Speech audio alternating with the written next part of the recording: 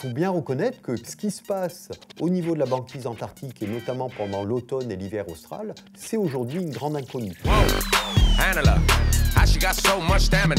Par contre, ce que l'on sait, c'est qu'il y a plusieurs centaines de milliers d'animaux, que ce soit des manchots, des phoques, des otaries, et qui décident au cœur de l'hiver antarctique d'aller s'alimenter au niveau de la zone de banquise antarctique, soit au niveau de la bordure de la banquise antarctique. La population d'éléphants de mer qu'on étudie, c'est la population de Kerguelen, qui est au sud de l'océan Indien.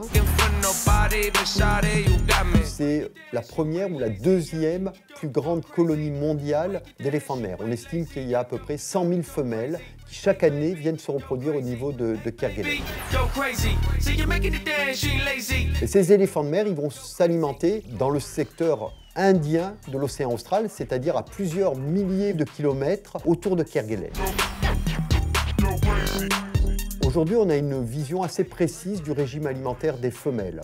Ces femelles vont s'alimenter essentiellement de petits poissons, ou poissons lanternes, et ces poissons lanternes donc, constituent l'essentiel du régime alimentaire des femelles.